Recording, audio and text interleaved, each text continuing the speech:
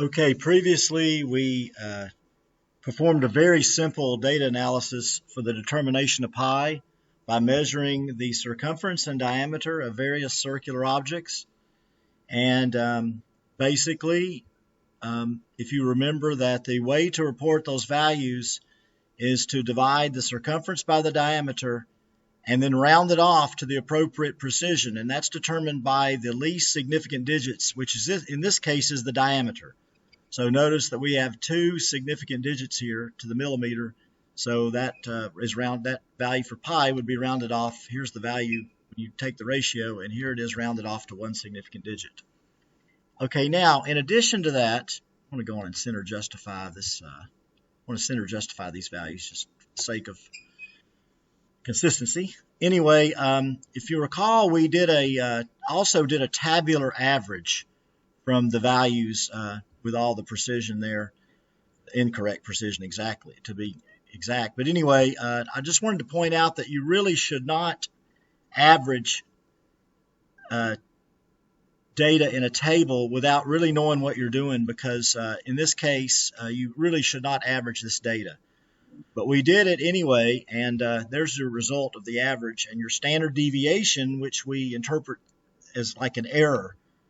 And then, so one significant digit, that would be 0.04. So that allows us to write down a value of 3.15 plus or minus 0.04. And once again, that's not really correct. Now, sometimes you can average data. And we'll see cases in the future where you can.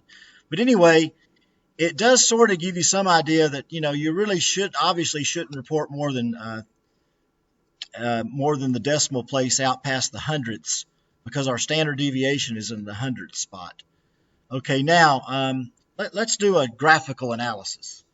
Now, one thing about Excel is that if you put your data in a format such that the x-axis is first, if this column comes first, it'll automatically, if we try to graph these two columns like that, and I insert a graph, this will be the x-axis, the diameter will be the x-axis, and the circumference will be the y-axis. So that's just one way to do it that's real simple. Now let's think about what we're doing here. If you look at the equation for a straight line, y equals mx plus b, okay, the equation of a straight line, the y-axis, the x-axis, m is the slope, and b is the y-intercept. Then note that if we write this equation, if pi is c over d, then we can also write c is equal to pi d. And if you look at that, you might notice that this looks just like the equation of a straight line, correct? Where you have basically your circumference plays the role of the y-axis, and the diameter on the d-axis, then your slope should be pi, and we'll let the y-intercept be 0 there. So let's do that. So if I come up here and highlight these two columns and say insert a scatter plot, always use a scatter plot. Never connect the data points. Don't do it. It's not good. Okay, so let's see what all we need to do here. So there's our data, and it looks very linear, right? Very linear. Should be, and it is. Okay, we need an intelligent title. So go up here and let's call this determination of pi, and then we'll do this. We'll say C versus D, circumference versus diameter. So I'm going to change this to Times New Roman font, and then let's make this a symbol so we can put pi in there like that. And then let's also italicize our variables. So that's italicized, and this is italicized, circumference and diameter D. There we go. Now, so we have a decent title there. That's okay. Okay, now what else do we need? Well, we need axes titles. So let's go in here and do that. So let's do the x-axis first. So if I click on the box there and choose Times New Roman, you don't have to do that, but I like Times New Roman. And then we need the variable name, which is diameter, right?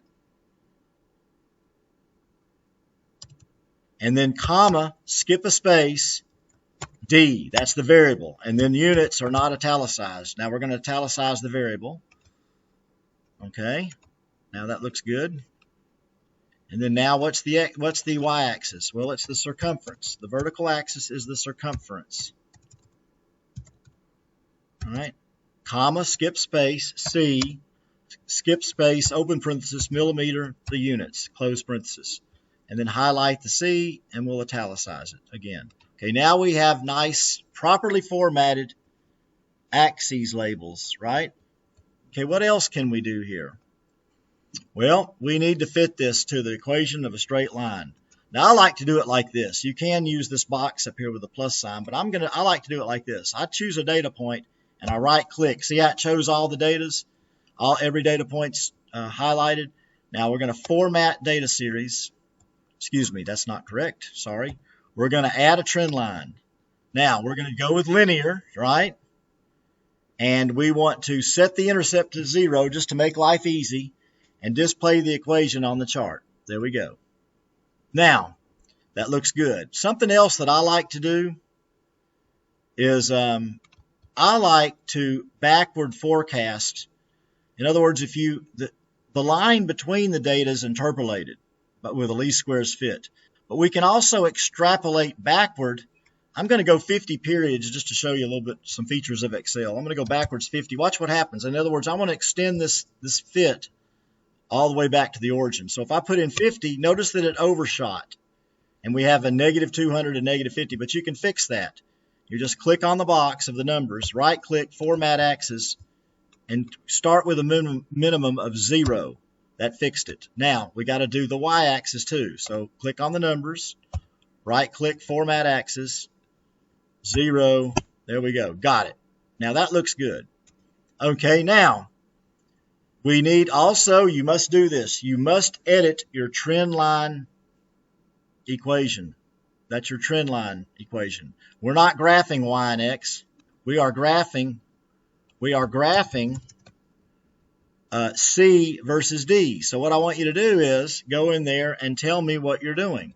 So you go out to the end of the equation like this, put your cursor at the end, hit return, and type C equals pi D. That way I know what you're doing. By the way, I'm going to go on and change that to Times New Roman font. Now, let's fix it up good. So after you type each row, you can hit return, then you can go in here and edit it accordingly. Italicize the variables, and then change that to a symbol, the P to a symbol. There we go. Now, here's where you tell me what you're doing. What you're doing is you're saying the y-axis is C. The x-axis is D. And the slope, of course, is pi. And that is equal to, now we need to round that off to the same value. We need to round that off. Hold on. You have to round that off to the same value determined by the table, and that's in the hundredth spot. So that would be pi equals 3.13. That's your tabular result, correct? Does that make sense? I hope so. Then let's change that to a symbol. Okay. Now, having a problem here. There we go. Now, everything's pretty much done. That looks good. One thing I like to do too is get rid of, we don't need these lines. I'll get rid of them. Just a waste of ink if you print it out, really, for a graph like this. I mean, you might like them. They're okay. Okay, there you go. Now let's go back over what we did. So here's our graphical analysis. We see that if we graph it appropriately, the graphical value for pi is the slope. And we see that the circumference is the y-axis. The diameter plays the role of the x-axis. And the slope is the pi. That's pi graph. Now, what else did we do? We have an intelligently chosen title, and we have properly formatted axes labels. And for the sake of a little bit better graph, we also we extended the fit backwards to the origin. But that pretty much covers how to do a proper graph. And one more thing you might want to know is if you copy your graph, I'm going to click on it and hit Control C. You can go down here and make a new sheet. And I'm going to call this, rename, I'm going to call this pie graph. You want to name them, intelligently. And then we can put our graph here and isolate it if you want. And so it's just things to know. By the way, you could actually put every experiment we do this entire semester on one Excel sheet and just keep adding sheets like that. And you can just put an enormous amount of information in an Excel spreadsheet. Okay, well, I hope this helps you with your first experiment. Have a good day.